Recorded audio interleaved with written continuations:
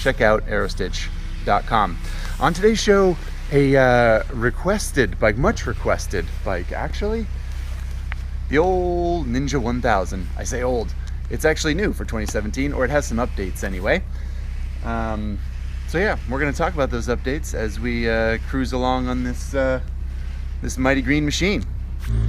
Okie dokie, so Ninja 1000,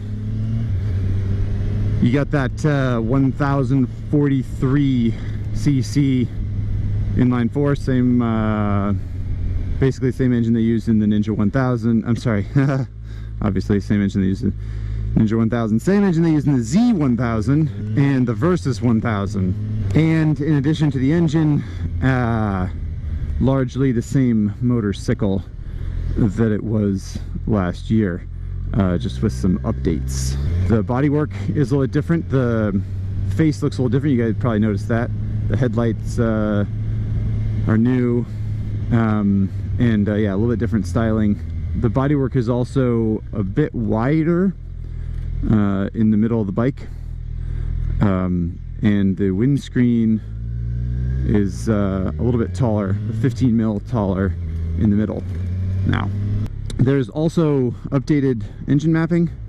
It's supposed to make the response a little smoother, and the exhaust has been updated. All that's to do with Euro 4 regulations also, which is a theme for motorcycle manufacturers in 2017, to update all their stuff to meet those Euro 4 standards. Yeah, and then the big news, I think, is the IMU, that inertial measurement unit, that is down in the inside of the bike somewhere. I don't know where it's bolted on actually. I don't think we can see it. But yeah, that's the thingamajigger that all the super bikes nowadays have, that can tell where the bike's leaning, and pitch and yaw and all that mumbo jumbo. So it's pretty high tech for this bike, which is not a super bike, really. It's just a sporty tourer. But they gave it that technology, Kawasaki did, and good for them. We'll talk about how it works in a minute here when once I warm up, so limber up here. One other thing I should talk about is this thing. Some people are going to be asking what that is. I don't actually know what that is. It's a mount for some kind of controller. It's on here.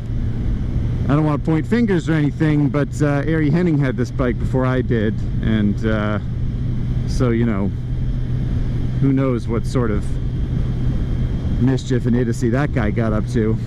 But obviously there was a controller on here of some kind. Might have been for that new Viz, whatchamahoos it. The Ninja 1000 is got a great riding position, in my opinion. Really nice balance. You're like a little bit hunched over the front, but most of the weight is on your feet and on your butt and not on your hands. I could stand for a little more legroom, but it's not uncomfortable at all. I don't mind it. And yeah, the seat proved to be pretty good. I spent a long time on this bike when I first rode it a couple weeks ago. I rode it for about 1,100 miles. Plus aerodynamics made better by this adjustable windscreen. So you got low, medium, and high setting. Press this button down here to release it.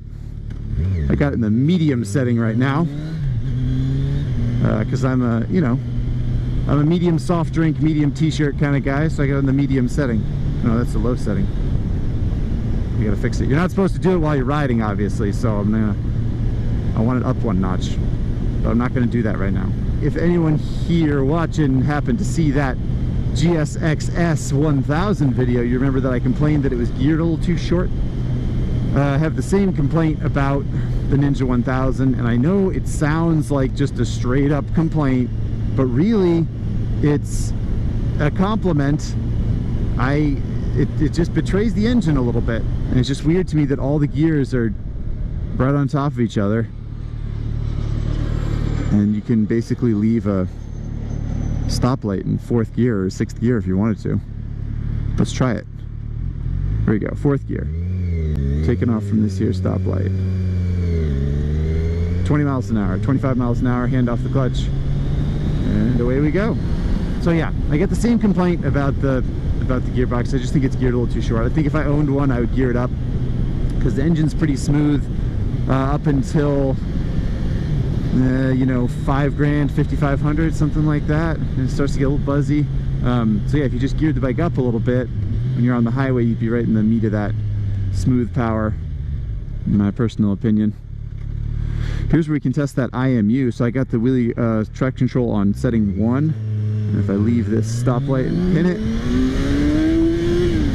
you can see the front wheel floating a little bit there. It comes up and then sets it back down. It comes up.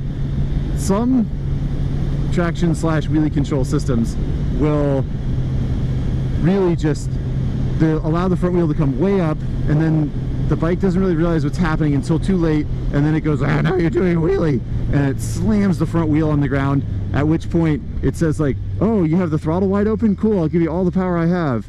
And then it, you know, you get into this cycle where the thing's just like going nuts. The Ninja does not do that. I'm gonna adjust this now. There we go, that feels better, feels right. The Ninja doesn't do that with the wheelie control because it has that IMU, so it kind of knows what's going on with the pitch and angle of the bike, which is nice. All right, gas time.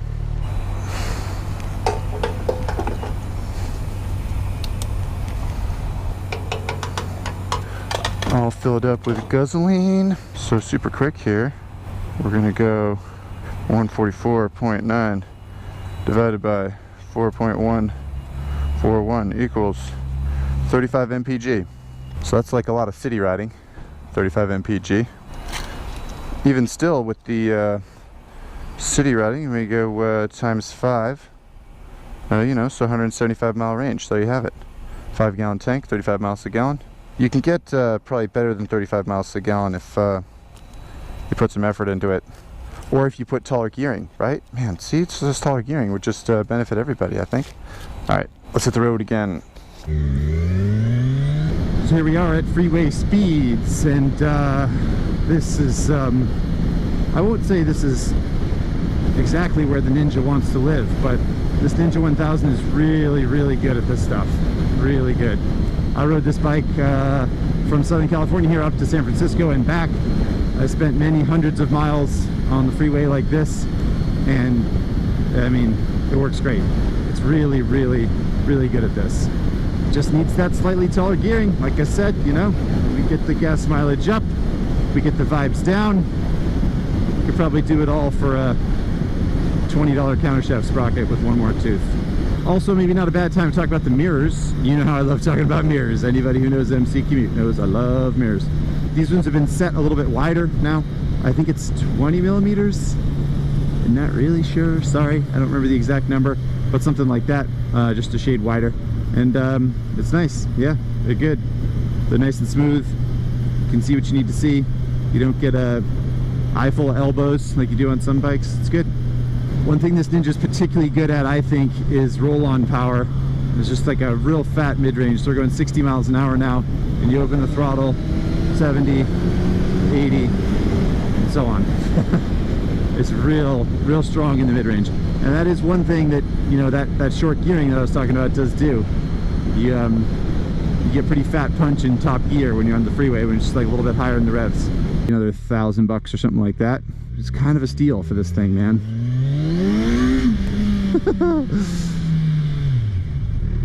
Okay, Ninja 1000, $12,200 for a steaming machine. It's pretty cool, right?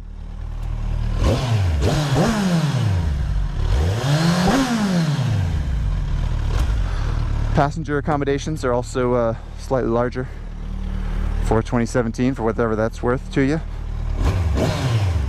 It's a darn cool bike. This is one of these bikes, every time we have it around, we kind of remember how capable it is and how nice to ride it is. Just a nice machine. Got to give this one a big thumbs up from Kawasaki. Nice work on the Ninja 1000. I like it. I like it. Brakes. We didn't talk about brakes. They're Tokiko. They're branded Kawasaki, but they're Tokiko components, and they're quite good. Only other thing I'll mention to you guys is if you happen to want to see more pictures or for some reason like reading words instead of watching videos, you can go to my first ride, which is up here, up in the corner there. You can click on that little link there or in the description and check out the first ride article that I wrote. Cool. Other than that, I hope you guys learned something. Hope you had fun, and see you next time at MC Commute. Okie doke. See ya.